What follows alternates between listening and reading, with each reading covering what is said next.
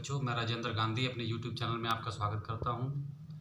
आज की वीडियो में हम आपके पाठ्य पुस्तक रुचिरा भाग 3 के 8वें पाठ के अनुवाद के साथ प्रस्तुत हैं।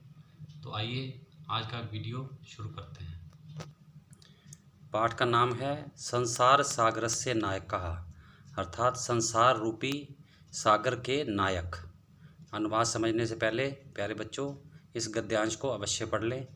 तो आइए अनुवाद शुरू करते हैं। के आसन ते अज्ञात मानः, वे अज्ञात नाम वाले कौन थे। शतशः सहस्रशः तडागा सहसैव शून्यात् न प्रकटीभूता, सैकड़ों हजारों तालाब अचानक ही शून्य से प्रकट नहीं हुए। इमे एव तडागाः अत्र संसार सागरः इति, ये ही तालाब यहाँ संसार के सागर कहे गए हैं। एतेषाम् आयोजनस्य नेपथ्ये निर्मापयितॄणाम् एककं निर्मातॄणां च दशकम् आसीत्। इन तालाबों के निर्माण के पीछे बनवाने वालों की इकाई और बनाने वालों की दहाई थी, अर्थात बनवाने वालों की संख्या 1 अंक में और बनाने वालों की संख्या 2 अंकों में थी। एतत् एककं दशकं च आहत्य शतकं सहस्रं वा रचयते स्म, ये इकाई और दहाई मिलकर सैकड़ों और हजारों का निर्माण करते थे। परम विगतेषु द्विशतवर्षेषु नूतन पद्धत्या समाजेन यत् किंचित पठितम, परंतु बीते 200 वर्षों में नई पद्धति से समाज ने जो कुछ पढ़ा, पठितेन तेन समाजेन एककम दशकम सहस्रकंच इत्येतानि शून्य एव परिवर्तितानि। इस नए ज्ञान से पढ़े हुए समाज ने इकाई, दहाई, सैकड़ा और हजार इन सब को शून्य में परिवर्तित कर दिया, अर्थात तालाब बनवाने वाले और बनाने वालों की संख्या समाज में शून्य हो गई।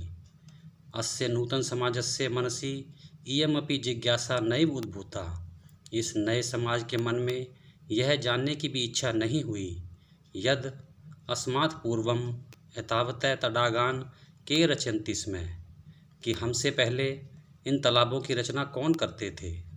एतादृशानि कार्याणि कर्तुं ज्ञानस्य यो नूतन प्रविधि विकसितः, इस प्रकार के कार्यों को करने के लिए जो नई तकनीक विकसित की गई, तेन प्रविधिना अपि पूर्वं संपादितम एतत् कार्यं मापयितुं न केनपि प्रयतितम्, उस नई तकनीक के द्वारा भी पहले किए गए इस प्रकार के कार्यों को मापने के लिए कोई प्रयास नहीं किया गया।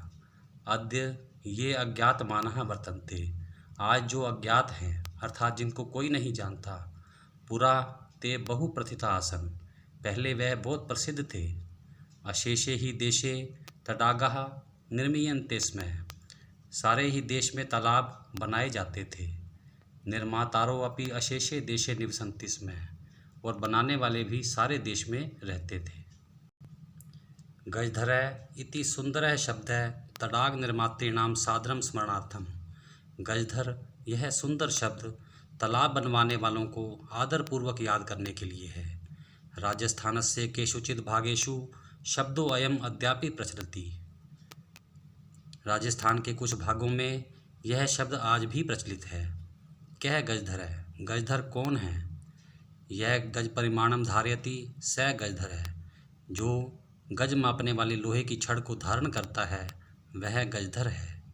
गज परिमाणम एव मापन कार्ये उपयुज्यते, गज की माप को ही मापन कार्य में प्रयोग किया जाता था, अर्थात जो कुछ भी मापना होता था गज से ही मापते थे।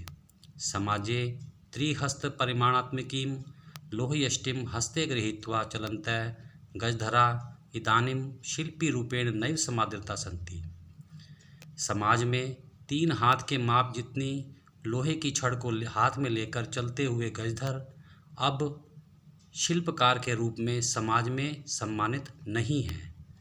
गजधरः यह समाजस्य गांभीर्यं मापेत, गजधर जो समाज की गहराई मापे, इत्यस्मिन् रूपे परिचित है, इस रूप में जाने जाते हैं। गजधरा वास्तुकार आसन, गजधर वास्तुकार थे। कामम ग्रामीण समाजो भवतु, चाहे ग्रामीण समाज हो, नागर समाजो वा या नगरीय समाज हो, तस्य नवनिर्माणस्य सुरक्षा प्रबंधनस्य च दायित्वं गजधरा निभालयन्ति स्म। उनके नवनिर्माण और सुरक्षा प्रबंधों का उत्तरदायित्व गजधर ही संभालते थे। नगर नियोजनात् लघु निर्माण पर्यंतम सर्वाणि कार्याणि एतेष्वेव आधृतानि आसन्। नगर की योजना बनाने से लेकर छोटे छोटे निर्माण कार्यों तक सभी कार्य इन्हीं गजधरों पर आधारित थे। ते योजनां प्रस्तुवन्ति स्म। वे योजना प्रस्तुत करते थे। भावी व्ययम आकलयन्ति स्म। भविष्य में होने वाले खर्च का अनुमान लगाते थे। उपकरण भारान संग्रहणन्ति स्म। और उपकरण इकट्ठे करते थे। प्रतिदाने ते न यद तद याचन्ते स्म। और बदले में वे ऐसा कुछ नहीं मांगते थे यद दातुम तेषां स्वामिनः असमर्था भवेयुः, जिसको देने में उनके स्वामी असमर्थ हों।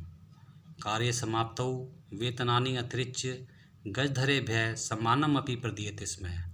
कार्य की समाप्ति पर वेतन के अतिरिक्त गजधरों को सम्मान भी दिया जाता था। नमः एतादृशेभ्यः शिल्पीभ्यः, ऐसे शिल्पकारों को नमस्कार। प्यारे बच्चों, इसी के साथ आज का अनुवाद समाप्त होता है। अगर आपने इस चैनल को सब्सक्राइब नहीं किया है तो अवश्य कर लें। धन्यवाद। आप सबका कल्याण हो।